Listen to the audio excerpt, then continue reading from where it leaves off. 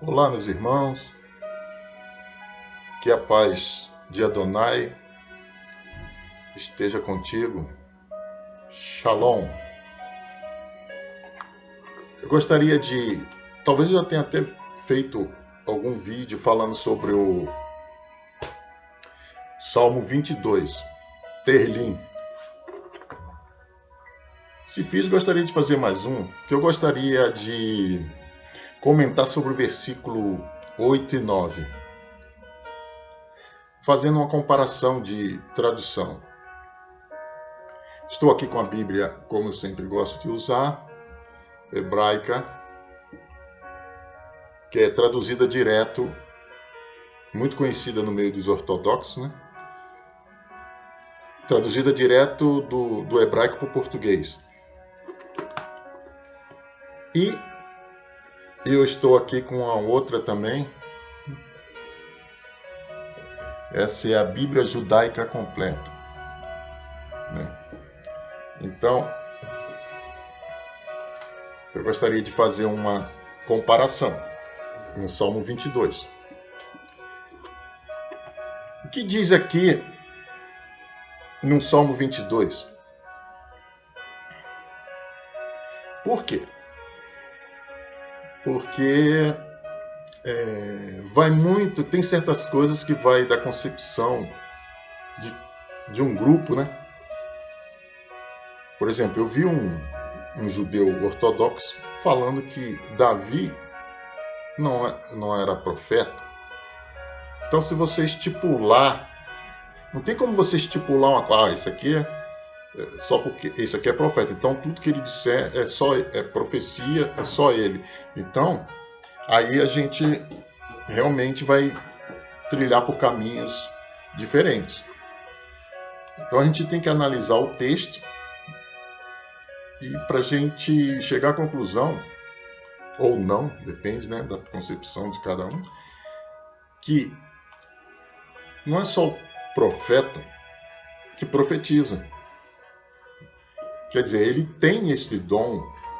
Então, constantemente, Deus se manifesta na vida dele daquela forma. Mas isso não quer dizer que uma outra pessoa, eventualmente, não possa ser usado como um profeta. Certo? A gente costuma até dar um exemplo extremo, né?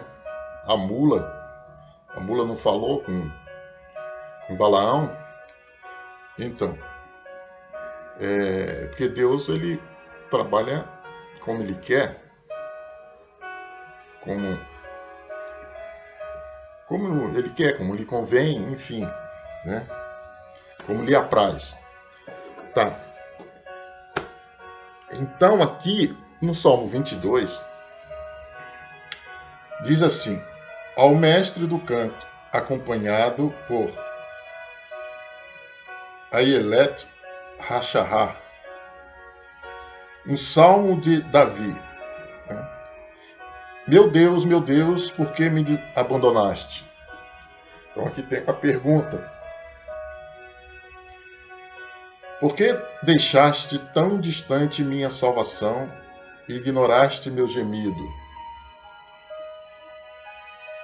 Angustiado. Ignoraste meu gemido angustiado. De dia clamo e à noite não silencio, e tu não me escutas. Mas tu és o Santíssimo, e a ti se dirigem os louvores de Israel. Em ti confiaram nossos patriarcas, confiaram plenamente e tu os resgataste. Clamaram a ti, foram salvos.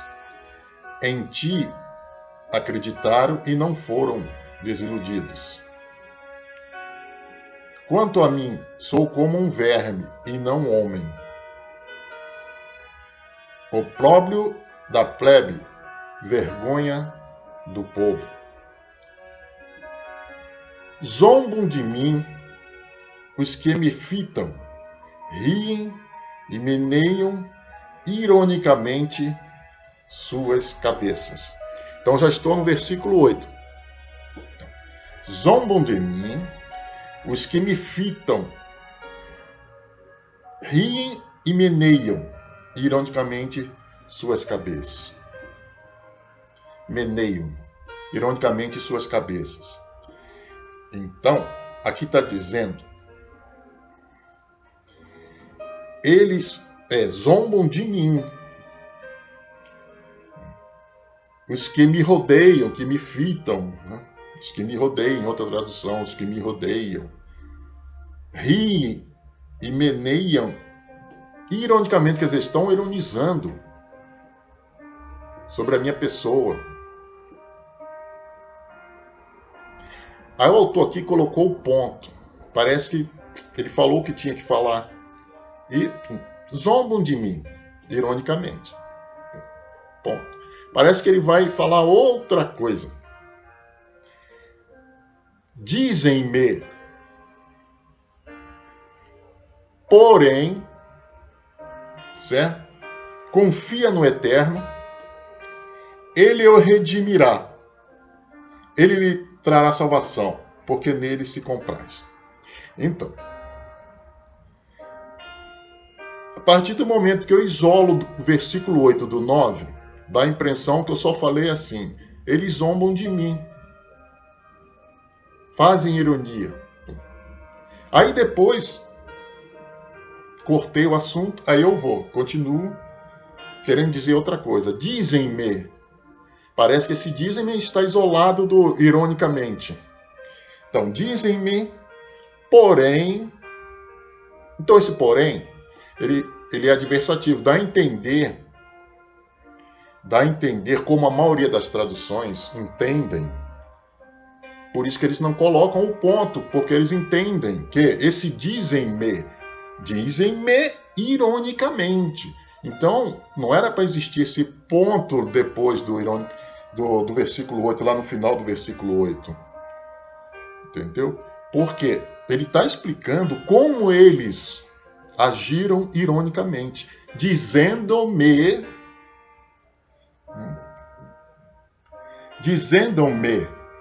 confia no Eterno, então ele que te salve.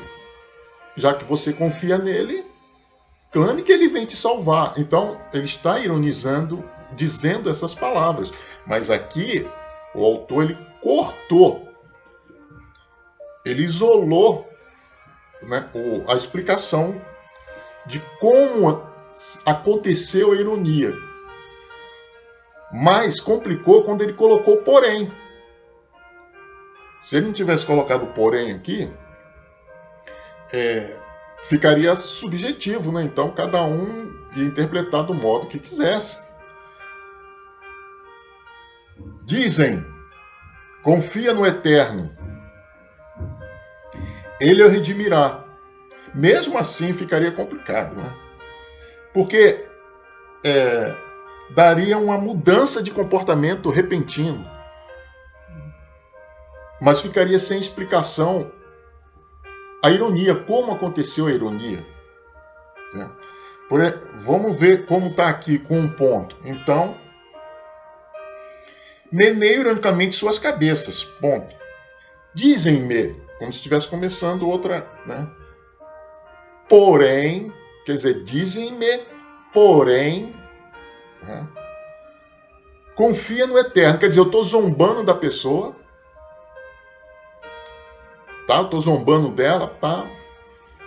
Aí, de repente, eu mudo o sentido da coisa, e falo, mas é o seguinte, confia no teu Deus.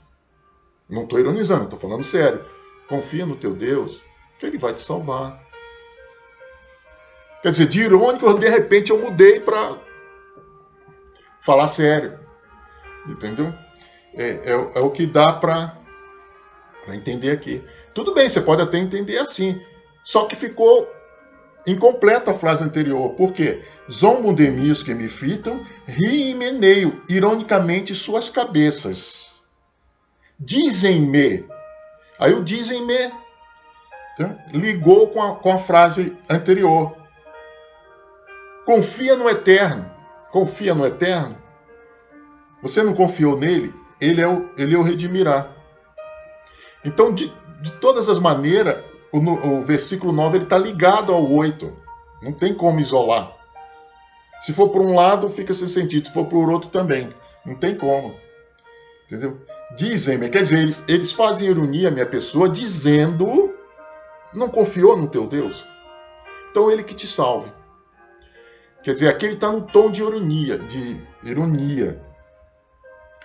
É diferente do rei Dario, né, quando falou para Daniel: Daniel, o teu Deus a qual você confia, ali ele não estava usando de ironia, ele estava falando: o teu Deus a qual você confia, ele te livrará. E como livrou. Aqui não, o sentido é oposto. É adverso ao caso do Dario com Daniel. Então, esse porém aqui, ele dá uma ideia de adversidade, que a coisa vinha irônica, de repente muda para sério. Mas as maiores, a maioria das outras traduções não entende assim. Entende que há uma continuidade no sentido de ironia, né? Como eles ironizaram, dizendo: não confiou no teu Deus? Não confiou no teu Deus? Então, tem tradução que coloca 2 pontos. Após o dizem-me. Ou, aqui, tem essa aqui dessa outra aqui, que eu mostrei aqui. Ele coloca no versículo 8: todos que me veem zombam de mim, olham com desdém e balançam a cabeça. 2 pontos. Quer dizer, vai dizer como eles fazem. Entregou-se a Adonai, quer dizer, 2 pontos. Então, no lugar desse ponto aqui, final, ironicamente suas cabeças. Meneiam ironicamente suas cabeças. 2 pontos. Mas como ele botou dizem-me aqui, caberia uma vírgula aqui e botaria aqui dizem-me 2 pontos. Só que ele botou porém.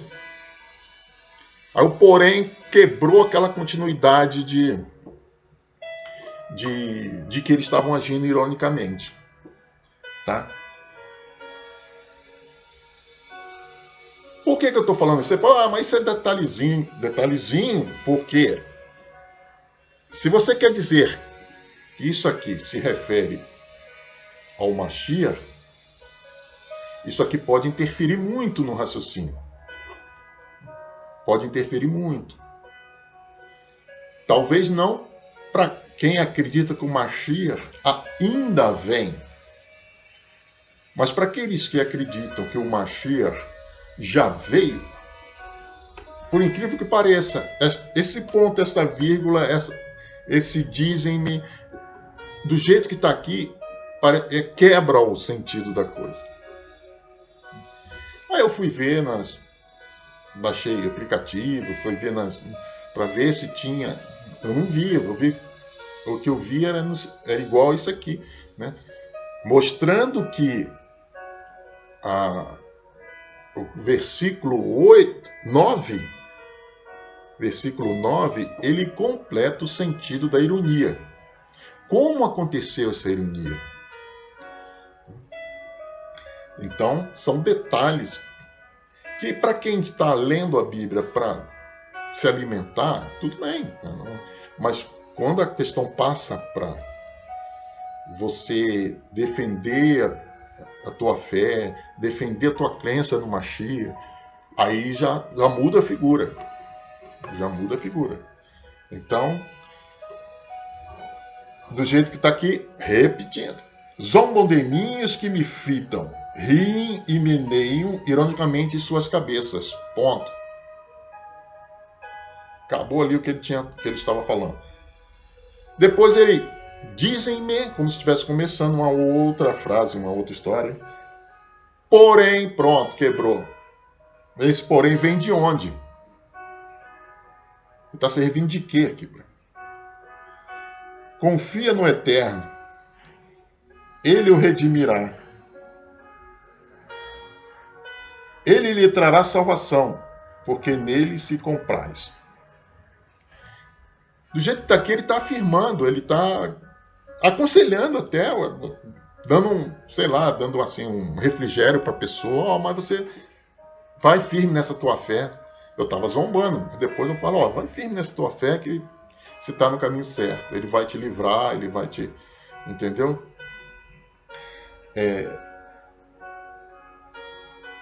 Dizem-me. Então, esse dízimo, do jeito que está aqui, ele está separado da frase seguinte, da ideia seguinte. Ele deixou de agir ironicamente e falou sério com Davi, né?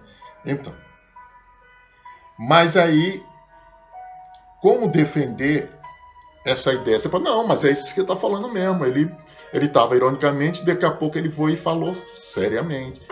Entendeu? Ele mudou o ritmo do sentido da conversa. Mas aí como é que faz? Sim, eu posso usar esse argumento para dizer que isso não recaiu sobre Yeshua. Por quê? Se eu interpreto igual a maioria das Bíblias, colocam dizem-me, né, confia no teu Deus, num tom irônico, eu vou ter que aceitar que Mashiach foi Yeshua. Porque isso aconteceu literalmente com ele. Lá está registrado lá em Mateus, né? Matiarro, no capítulo 27. Está literalmente como está aqui. Touros de Vazã me rodeiam, como está aqui. Por isso eu estava falando. Aí alguém pode usar o argumento e falar assim, mas Davi não era profeta. Davi estava falando dele mesmo, ele não era profeta. Quem disse que não? Tinha que ter o título de profeta. Quer dizer, quem eu acho que é. Ou quem eu digo que é.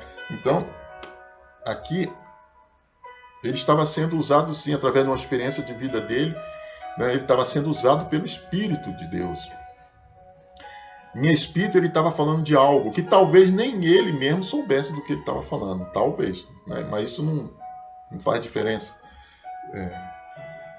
Então, isso aqui, eu quero pautar no seguinte, a pessoa de Yeshua. Pode ser, entendo eu, que o modo como foi escrito aqui, o ponto, foi para separar essa ideia de ironia, para poder dizer que a pessoa não estava usando de ironia naquele momento. Pelo menos o que eu entendo que está aqui é isso. Entendeu? Por causa do porém. Contudo, me disseram, confia nele, de uma maneira já séria, né? Verídica. Tá. Mas não é isso que as outras traduções fazem, não. Eles colocam com 2 pontos aqui, suas cabeças, dizendo.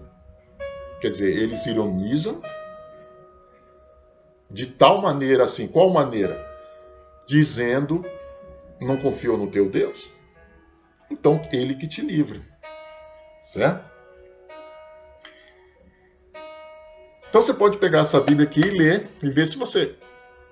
Você pode falar, é questão de interpretação, eu já entendo. Então, pelo menos eu te chamei a atenção para esse detalhe, né? Aqui, eu quero dizer que... Por que eu estou falando isso? Porque eu vi um judeu ortodoxo usando essa passagem aqui e dizendo que, né, que Davi estava falando dele mesmo e que ele não era profeta. Então, se ele não era profeta, então ele não estava profetizando sobre Yeshua. Mas eu estou querendo mostrar o contrário. E se aqui está assim, aí eu estou querendo dizer que esse ponto fica sem sentido do 8 com o 9, do versículo 8 com o 9. Por causa do porém. Quer dizer, o porém seria 2, né, dos pontos que quebra o negócio. Foi. Agora o restante eu achei interessante, né, da tradução. Mas, para eu não me perder aqui, eu vou ler a outra tradução aqui, depois eu volto para a Bíblia ortodoxa aqui. Essa aqui já é a Bíblia, né, feita para judeus, porém messiânicos, né, que acreditam em Yeshua. Mas não é só essa tradução aqui que é assim, não. A maioria traz assim essa ideia. Eu vou ler o versículo 8, né? O 8. Todos que me veem zombam de mim. Olham com desdém e balançam a cabeça. O outro meneiam, né, a cabeça. Aí ele botou 2 pontos. Quer dizer, ele vai explicar como isto... Os 2 pontos, quer dizer, ligou com o versículo seguinte. Entregou-se a Adonai, só que ele está dizendo que esta palavra, entregou-se a Adonai, ele vem com um tom de ironia. Já o outro, ele botou o ponto final e como se estivesse começando de novo. Eu estou sendo redundante porque explicações é assim, ponto e vírgula é assim mesmo, né? Para poder haver um entendimento. O que acontece? Repetitivo, né? Então aqui você vê que o entregou-se a Adonai, ele está vindo num tom de ironia, porque ele colocou os 2 pontos aqui, que quando ele leu no original, né, veio esse entendimento que o entregou-se a Adonai, ou crê em Adonai, ele está no sentido de ironia. Ele não mudou, não botou um ponto final e depois começou outra frase, isolando da primeira. Porque o porém, ele quebra esse sentido de ironia. Repetindo, né?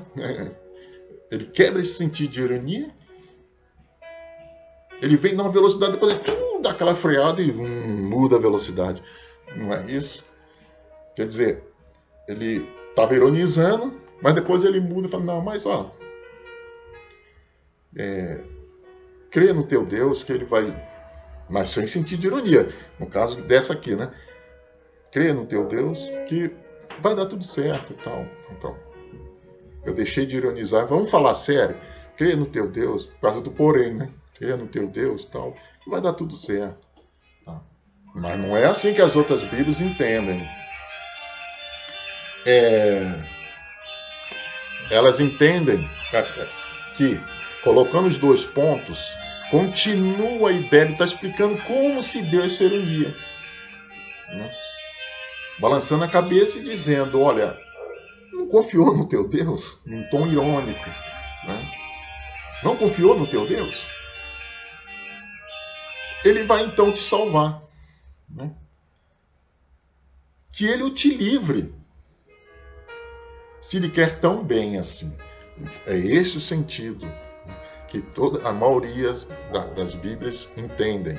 É esse o sentido. Tá? Ah, por que isso? Por causa disso que eu acabei de falar anteriormente, minuto anterior. Né? Porque no sentido irônico, aconteceu literalmente em Yeshua. Agora, para aqueles que acreditam que Yeshua ainda vem, então isso aqui ainda vai ter que acontecer. E vai ter que ter um cenário para que isso aconteça. Uma vez eu vi um pastor falando, um rabino, né, que ele era messiânico, ele falou isso, eu achei interessante. Eu falei, nossa, realmente, raciocínio. Se o Mashiach vem, vai ter que ter todo um cenário que a Bíblia fala, que caracteriza o tempo dos acontecimentos. E conforme a gente viu, esse tempo já passou. Já passou. Né? Para que aconteça com o Mashiach o que as Escrituras dizem, é sinal que esse tempo já passou. Então, eu tive que fazer uma pausa aqui. O telefone começou a tocar. Então, quanto ao cenário... Então, tudo Será que tem cenário para que o Mashiach venha como primeira vez? Assim, de tudo que se fala nos profetas para acontecer em torno do Mashiach, será que vai ter o cenário para isso? Ou os tempos passaram, né? E já não tem mais cenário para a vinda dele, algumas coisas, né? Agora, quando ele veio, quando fala tudo aqui, que está falando aqui, que eu vou continuar a leitura, tá? Esse vídeo ele fica longo, mas eu penso assim, vídeo de estudo, a pessoa vai vendo aos poucos, vai vendo, entendeu? Se for correr para poder não ficar um vídeo assim pesado, chato, mas para quem gosta, né?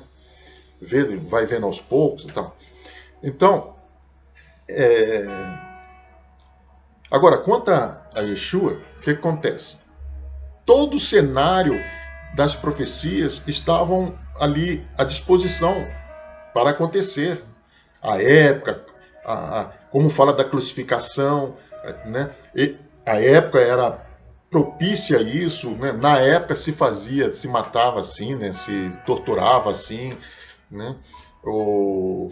Existia esse negócio de andar no jumentinho, eram coisas características da época, né? Então tudo ali, o cenário era favorável para isso. Então eu achei interessante esse raciocínio, né? Agora, acreditar que ele ainda viria, ou que ele ainda vem, acreditar que ele ainda vem, só se for de um modo diferente, como realmente, né, os judeus ortodoxos acreditam que ele vem, né? Ele não vem como um cordeirinho, como nós acreditamos em Yeshua, né? Ele veio como o Salvador, né? Como ele veio como oferta, né? Como ele não veio assim revestido de toda a sua glória, tomando conta de tudo, né? Como eles acreditam que o Mashiach, né, que eles ainda esperam, venha. Então, mas as profecias, tudo que é interessante. Vamos continuar vendo aqui o Salmo. Vai ver que é a descrição literal do capítulo de Mateus, Matidyahu, né? É literal. Você vendo aqui, quando você lê lá, ou quando você já conhece a história que você lê aqui, você fala, pô, mas isso aqui é Mateus 27, né? Vamos lá. Então vamos. Dizem-me, porém, confia no Eterno, ele o redimirá, ele lhe trará salvação. Quer dizer, isso não é um tom irônico, né? Porque nele se compraz. Isso aconteceu literalmente. Vamos lá. Tu me tiraste do ventre materno e me fizeste sentir seguro contra seu peito. Desde meu nascimento, em teus braços fui entregue mesmo antes de nascer. Já eras meu Deus. Não te afaste de mim, porque muito próximo está a aflição e não há quem me proteja, senão tu. Eu não estou afirmando, mas isso aqui me lembra quando ele foi orar no monte que ele até suou, né? Me falha a memória agora, não vou arriscar aqui para não. Mas ele chegou a ter, se eu não me engano, se estressou ali na hora, no Getsemane ali na hora, né? Infelizmente me fugiu a coisa aqui. Então ele estava ali, isso aqui me lembra a oração que ele fez. Desde o meu nascimento em teus braços fui entregue, mesmo antes de nascer já era meu Deus. Não te afaste de mim, porque muito próximo está a aflição. A minha hora está chegando. Se for ver lá muito próximo está a aflição, e não há quem me proteja, senão tu. Agora, continua a profecia. Touros furiosos me cercaram. touros do Baixã, aqui no caso aqui, né? Touros do Baixã me rodearam. Vai ver que isso também literalmente está lá em Mateus 27. Eu vou ler depois Mateus 27. Abriram contra mim suas bocas como um leão que estraçalha e ruge. Sinto-me como água derramada que não pode voltar a seu recipiente. Meus ossos fraquejam. Sinto-me como água derramada que não pode voltar a ser recipiente. Então, quando os soldados feriram Yeshua do lado, saiu água. Devido ao sofrimento dele, existe uma explicação médica para isso? Que o coração dele já estava prestes a explodir, né? Então, aí saiu água dele. Por isso que aqui está dizendo,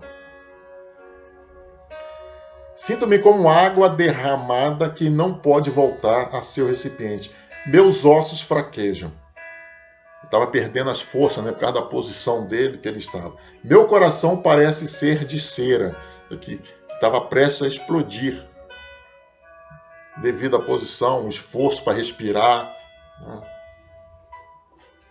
que chega um ponto que realmente, por isso que estava dando água no pulmão dele, né, estava vazando água. Então,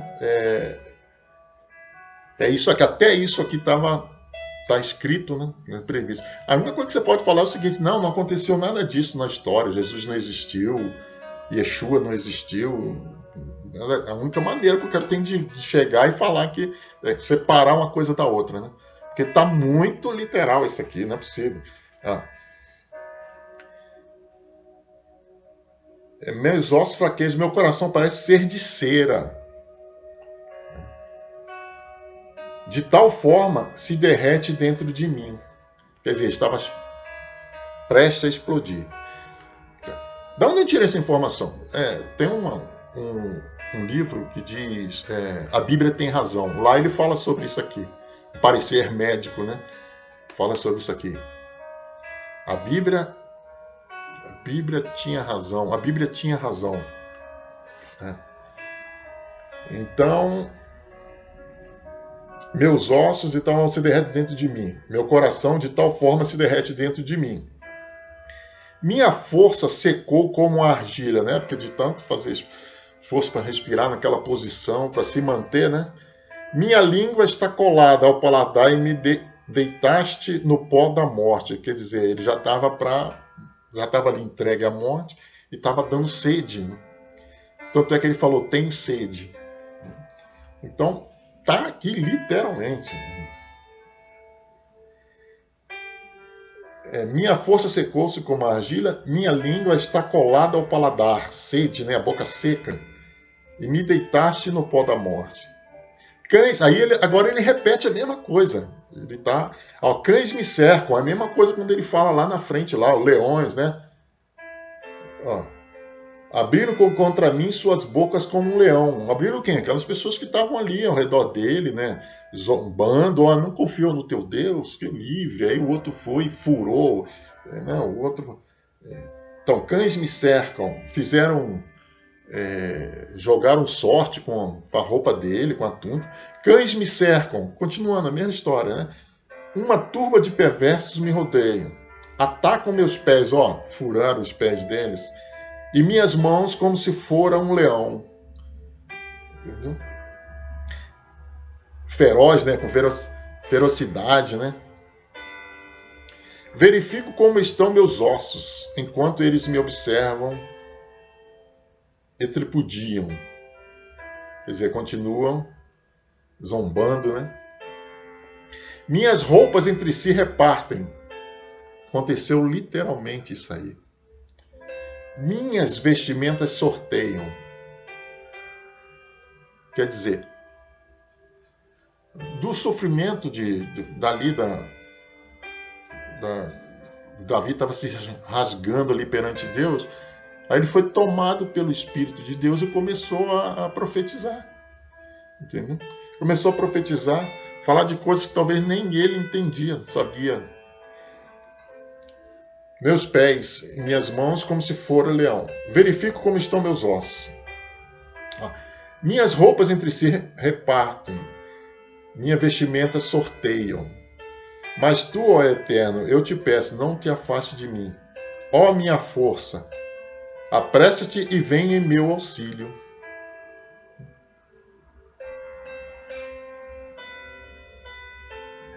Fazendo uma pausa aqui, você pode ver que no começo também, eu não frisei porque primeiro eu queria falar entre o 8 e o 9, né, versículo. Agora, pode ver que no começo, ó, Deus meu, por que me abandonaste? E Jesus falou isso na cruz, no 27. Pode ver lá em Mateus,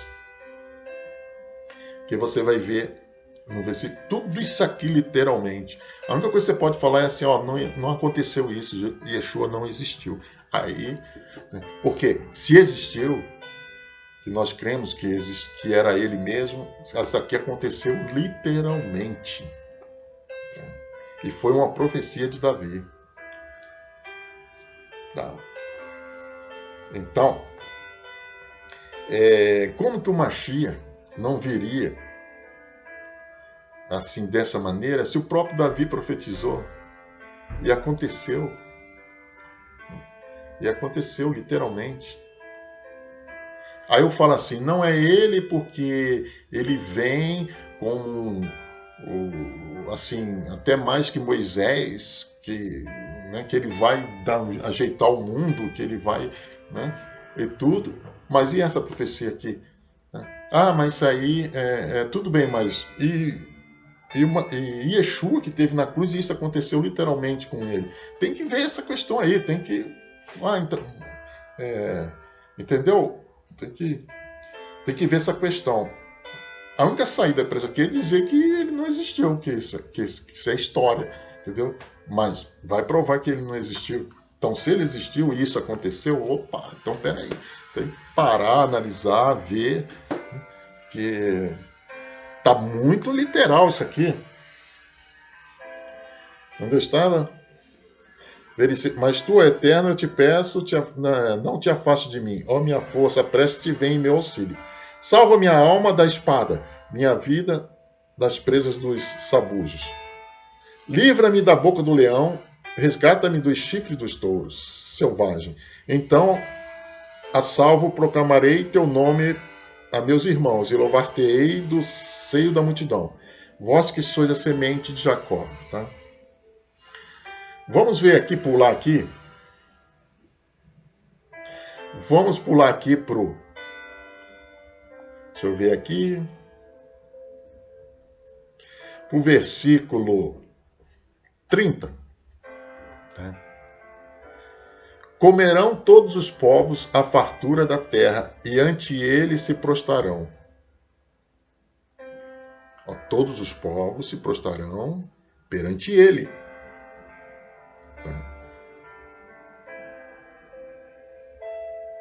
Comerão todos os povos a fartura da terra, e ante ele se prostrarão. Reverenciá-lo-ão os que retornam do pó. Quer dizer, todos irão ressuscitar. Uns para a vida eterna, conforme diz Daniel mesmo, fala, né? E outros para a condenação. Então diz aqui, reverenciá-lo-ão os que retornam do pó, mas então já será tarde, porque suas almas não fará viver. Então aqui, nem todos que vão ressuscitar verá a vida. Por que ele falou isso aqui? Porque nem todos crerão em Yeshua. Alguém pode dizer aqui que ele está falando do próprio Deus. Mesmo que seja do próprio Deus, nem todos que virão do pó da terra vão ver a vida, receber a vida eterna. Agora, o porquê? Aqui está falando de Yeshua e por que ele veio. Morreu por nós. Se eu não creio nisso, aqui nós sabemos que está falando de Yeshua. E está dizendo aqui que todos, comerão todos os povos a fartura da terra, e ante ele se prostrarão. Não tem versículo que, se eu não me engano, até mesmo em Zacarias, né? Todo olho verá. Todo olho verá, né? Até mesmo aqueles que os transpassaram. Então está dizendo lá. Então, até aqueles que os transpassaram ali, que estavam zombando dele. Mas esse transpassar também está no sentido de todos aqueles que estavam nesse mesmo espírito, quer dizer, de gozação, de não crer nele. Né? Quem estava lá e não creu, ele está no sentido também que estava ali transpassando Jesus, pregando os pés dele e as mãos. Não é só aquele que estava ali executando. Aquele que mandou, aquele que não creu, aquele que gritou lá, crucifica. Então, participaram ali daquele ato ali. Entendeu? E quando eu não creio também, eu estou participando desse ato também. Estou pregando ele ali na cruz. Entendeu? Agora, quando eu valorizo a cruz, aí o sentido muda. Né? Quando eu vejo que aquilo ali teve um sentido para a minha vida e que isso está ligado, isso aqui, reverenciarão os que retornam do pó, mas então já será tarde, porque as suas almas não fará viver. Então, se eu acredito nisso aqui, se eu quero viver, então aquela cruz passa a ter um sentido para mim. Um sentido oposto daqueles que estavam ali enfiando a lança nele, dando vinagre para ele beber, ali gritando crucifica-o. Então eu grito também crucifica-o quando eu renego. Então eu estou crucificando também. Não é só o sentido de estar ali batendo quem bateu ali, não. Então, porque suas almas não fará viver. Então é isso. Por que eu estava querendo frisar aqui? Por causa disso. Porque aqui fala de Yeshua e que ele já veio. Do Bashir, que ele já veio. Porque aí tem umas 3 histórias nisso aí. Tem aquele que ortodoxo, que crê que o Mashiach ainda vem, né? Que crê que o Mashiach ainda vem. E quando ele vier, não será desta maneira, né? Que ele vai vir como um líder político, militar, enfim, que vai botar para quebrar, tá? Tá. E tem aqueles que creem que é o Mashiach, né? Mas que ele não teria esse destino desta maneira, que não cabem, né? Não cabem, né? na figura dele. E existem aqueles que são, não sei se é a minoria, né, dentre os judeus, que creem que isso aqui coube realmente em Yeshua, né? Que Yeshua cumpriu as profecias nesse sentido, né, de Salvador. E cremos que ele vai concluir a profecia no sentido do Todo-Poderoso, né, que ele vem e vai inaugurar o reino milenar aqui na Terra. Então é isso. Eu queria frisar mais o caso assim do... Isso aqui está falando de Yeshua? Tem gente que fala não, que Davi está falando dele mesmo. Outros já creem que está falando do Mashiach, não de Yeshua, que seja especificamente Yeshua. Então, só o fato de acreditar que está falando de Mashiach, então já é uma grande ponte para acreditar que Yeshua... Então você vai ligando uma coisa à outra, né? É só crer se ele veio ou se ele não veio. Aí vamos ver nas escrituras, né? Vai ter o cenário para que quando o Mashiach vier, como diz os profetas aqui, dizem os profetas, vai ter cenário para isso ou já passou? A época, os costumes, né? Tudo aquilo que gira em torno, né, do assunto Mashiach. Aí fica a critério de cada um, né? Agora, como eu falei, o vídeo fica longo, mas eu não esquento com isso não. É estudo, veja aos poucos. Vamos ver Mateus 27?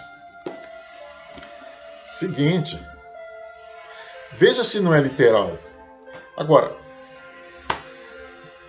você pode espernear, dizer que não é verdade, que não aconteceu, que isso aí é uma história montada e tal. Só essa saída, porque o resto não tá aqui. Vamos lá, Mateus, em hebraico é Matitiahu. Vamos lá, 27. Eu vou ler aqui nessa tradução aqui judaica, tá? Que é diferente das traduções protestantes. Então vamos lá. De manhã cedo, todos os principais Kohanim e anciões se encontraram para planejar como Yeshua morreria. Então eles o prenderam com correntes e o entregaram a Pilatos, o governador. Então, quando eu não creio, eu sou um desses que estão prendendo Yeshua com correntes. Eu estou do lado oposto, quando eu não creio. Né? Quando Yehudá, que o traiu, viu que Yeshua fora condenado, sentiu remorso e devolveu as 30 moedas de prata aos principais, Kohanim, e aos anciões, dizendo: pequei ao condenar um homem inocente à morte. Que temos com isso? Responderam: o problema é seu. Tendo jogado as moedas de prata no santuário, ele saiu, quer dizer, Judas, né? E foi enforcar-se. Deixa eu ver aqui para a gente. Os principais Kohanim juntaram as moedas de prata e disseram: é proibido depositar esse dinheiro no tesouro do templo, porque é dinheiro de sangue. Então decidiram usá-lo para comprar o campo do oleiro e fazer dele o cemitério de estrangeiros. Esta é a razão pela qual se chama campo de sangue até hoje. Então se cumpriu o que disse Irmeyahu, o profeta. Pegaram as 30 moedas de prata, preço que o povo de Israel concordou pagar por ele, e as usaram para comprar o campo do oleiro, como o Senhor me ordenara, que é outra profecia, né? Enquanto isso, Yeshua foi levado ao governador, que lhe perguntou: você é o rei dos judeus? Respondeu-lhe Yeshua: as palavras são suas, mas ao ser acusado pelos principais, Kohanim, e pelos anciões, ele não respondeu nada. Então Pilatos lhe disse: você não ouve todas as acusações que eles estão fazendo?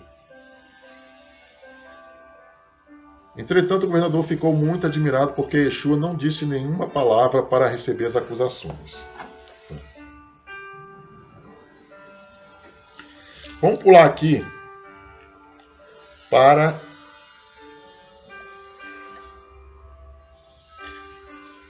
aqui tem um.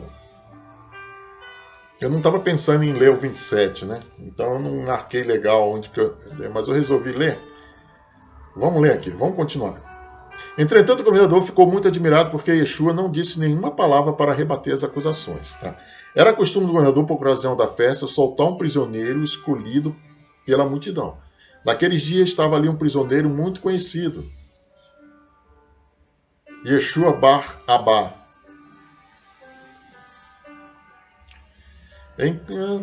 Vamos ver aqui. Hoje sofri muito com o sonho dele. Então, perguntou-lhe o governador, respondeu.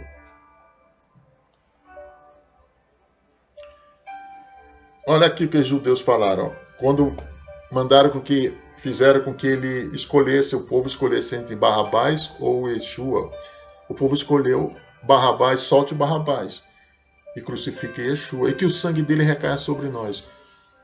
Então, crucifica-o, quer dizer, quando eu não creio, eu estou no meio daquelas pessoas ali também dizendo crucificam.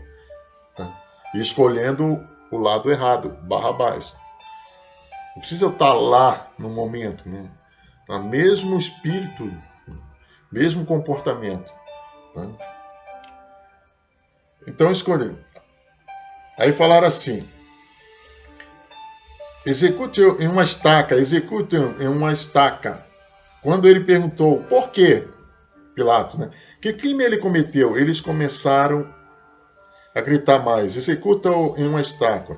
Quando Pilatos percebeu que não obteria nenhum resultado, ao contrário, estava se iniciando um tumulto, mandou trazer água e lavou as mãos diante da multidão, dizendo, quer dizer, lá não fala lá que ele estava cercado por cães.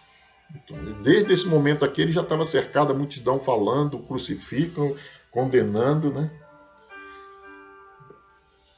Aí Pilatos falou, o sangue dele está sobre... todo o grupo respondeu, né? O povo que estava ali, o sangue dele está sobre nós e sobre nossos filhos. Tá. Então Pilatos soltou Bar-Abá, como haviam pedido. Entretanto, mandou açoitar Yeshua e o entregou para ser executado em uma estaca.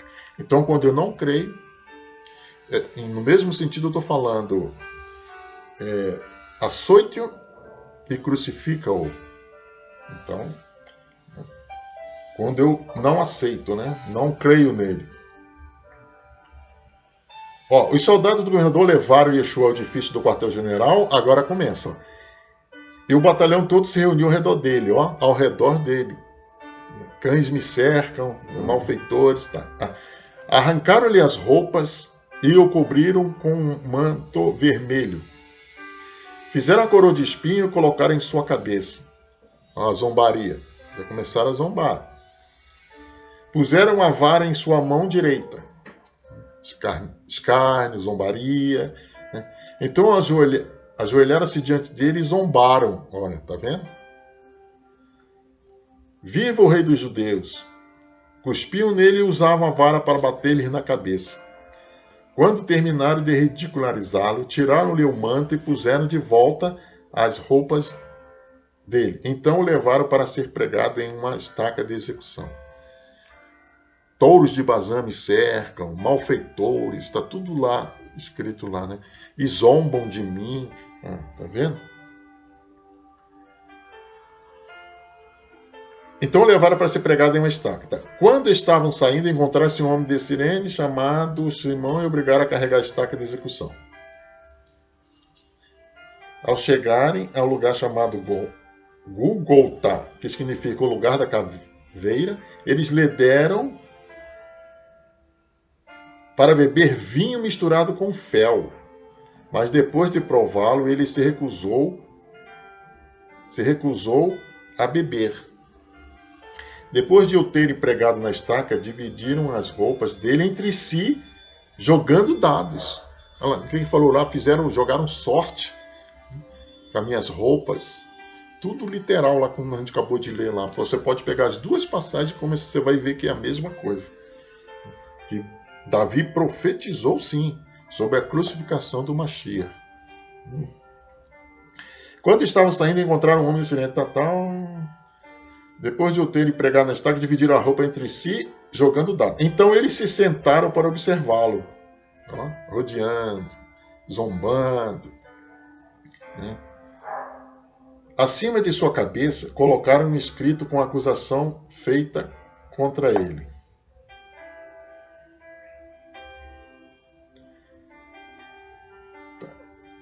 Então os dois ladrões foram pegados na estaca, um a um, direita e a outra à esquerda. As pessoas que passavam por ali gritavam insultos, balançando a cabeça e dizendo: então você pode destruir o templo e reconstruí-lo em 3 dias? Salva-se a si mesmo, se você é o Filho de Deus. Desça da estaca. Da mesma forma, os principais Kohanim, os mestres de Torá e os anciões escarneciam dele. Ele salvou os outros, mas não é capaz de salvar a si mesmo. Aí, fazendo ironia, né, escarnecendo. Então ele é o rei de Israel, não é? Se ele descer agora da estaca, acreditaremos nele. Ele confiou em Deus, Davi aqui, que ele o salve agora, se de fato lhe quer bem. Então, tá vendo aqui? Davi profetizou. Aqui, coisas de mais de 1000 anos. De fato, que ele o salve agora, se de fato lhe quer bem. Afinal, Ele não disse, sou filho de Deus? Não. Se és filho de Deus, desse daí, ó, tudo escarnecendo. Até mesmo os ladrões que estavam pregados nas estacas o insultavam. Desde o meio até as 3 horas da tarde, toda a terra esteve envolta em escuridão. Por volta das 3 horas, Yeshua gritou, Eli, Eli, lama sabachthani. Isso aqui começa o Salmo, começa assim o Salmo 22, né? Salmo 22. Meu Deus, por que me abandonaste? Então, poxa, isso aqui foi montado? Tá muito literal. Tá muito literal. A única maneira que eu tenho de sair disso aqui é dizer que Yeshua não existiu. Agora vai provar que Yeshua não existiu. Se ele não existiu, isso aqui está falando de quem? Né? Davi foi ferido nos pés. Mas isso é no sentido figurativo. Mas aí vai ter que verificar isso aí, se isso cabe realmente com tudo que está falando aqui, cabe com a pessoa de Davi. Né? Então, jogaram sorte com as vestes de Davi? Não, isso aí no sentido figurado. Entendeu? Então, agora, acho que eu fiz até um vídeo falando sobre isso aqui. Desde o meio-dia até as 3 horas da tarde, toda a terra esteve envolta em escuridão. Leia lá quando Abraão vai apresentar Isaac, que Deus fala, não, Abraão, não faça isso. Aí que quando o cordeiro Deus provê ali o cordeiro para a execução. Quando diz que é feito, vai ver lá o que diz lá. Estava caindo, né? Estava caindo a luz, estava escurecendo. Eu já estava escuro, um negócio assim. Tem que ler lá, né? Para falar 100%.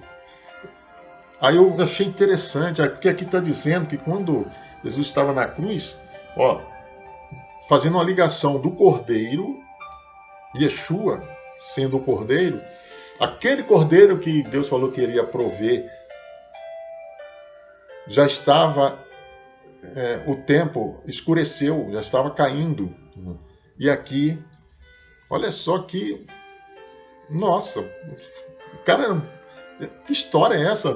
Como é que a pessoa que Yeshua não existiu? Como? Tá muito literal o negócio.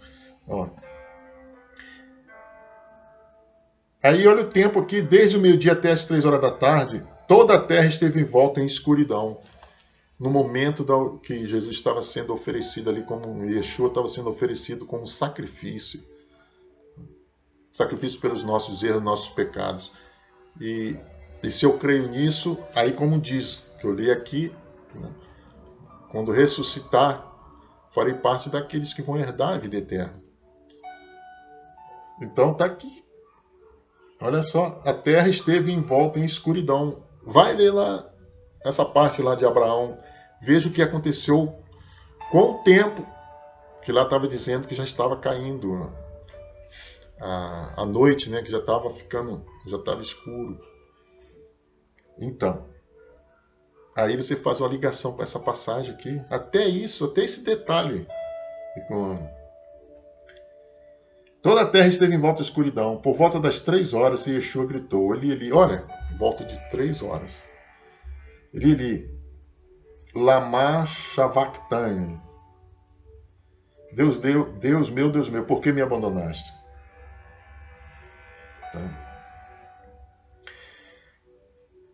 Ao ouvir isso, alguns dos que estavam ali disseram, ele está chamando Eliarro. Imediatamente um deles correu e pegou uma esponja, embebeu-a em vinagre, colocou-a na ponta de uma vara e a deu para Yeshua beber. E os outros disseram, espere, vamos ver se Eliarro vem salvá-lo. Entretanto, Yeshua, depois de gritar novamente, entregou o Espírito.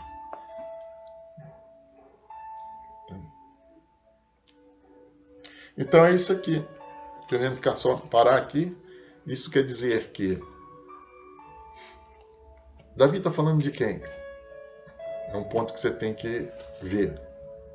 Se ele está falando dele mesmo, então você tem que todo salmo você tem que arrumar um jeito de colocar na pessoa de Davi. O cenário tem que colocar na pessoa de Davi. Se não couber, opa, então ele está falando de um... Tem hora que ele fala em espírito de uma outra pessoa. E essa pessoa vai sofrer. Né? Aí você liga com a história de Yeshua, que aconteceu literalmente com ele. Aconteceu literalmente com ele. Opa, aí, nossa, peraí. Tem que ver isso aí. Tem que ver isso aí. Pô, como é que acontece literalmente? E essa história repercutiu mundialmente durante os séculos e milênios. Então, é um caso a pensar, né? Os detalhes, as vírgulas, né? As vírgulas. Se eu conseguir desmembrar isso aí da pessoa de Yeshua, não, é Davi, ele está falando dele, mas é difícil desmembrar. Agora, ali fala do sofrimento, fala de um sofrimento. Realmente, aí você parte dos princípios, opa, então realmente aconteceu literalmente. Então vamos ver o caso de Yeshua. Vamos ver o caso dele, né? Aí você começa a associar Yeshua com as outras passagens, com as outras profecias. Para você poder já começar a ver que Yeshua, ou o Mashiach,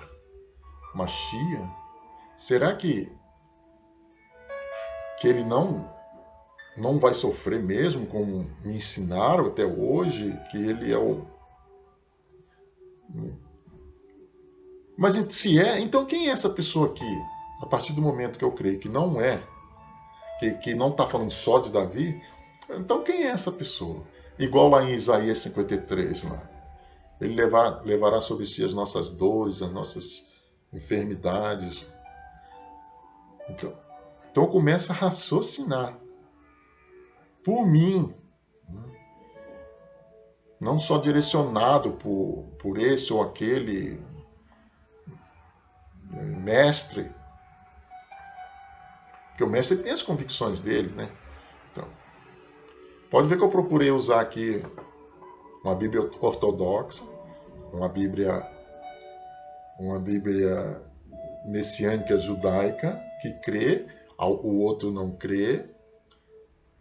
Ele crê no Mashiach que vem, mas ele não crê no Mashiach e Yeshua. Mas eu li as duas, completei a leitura, porque eu achei interessante, da judaica, né? Dessa verdinha aqui, falando o que aconteceria com Mashiach, vamos dizer assim. Então é isso, pessoal. É questão de você olhar as vírgulas, raciocinar, ver os dois lados, você vê os dois lados, né? Para você que está pesquisando, né? Tá entre o ortodoxo e o messiânico, então você tem que ver os dois lados. É isso aí. Até o próximo. Que Deus abençoe, que o Eterno, né, te abençoe. Que, no meu caso, como eu creio em Yeshua, que Yeshua também te abençoe. Que faça resplandecer seu rosto sobre ti e te dê a paz. Até o próximo, se Deus quiser. Faça alguma pergunta aí. Às vezes a sua pergunta dá uma ideia a gente de fazer um vídeo, né? Que Deus te abençoe. Que o Eterno te abençoe em nome de Yeshua.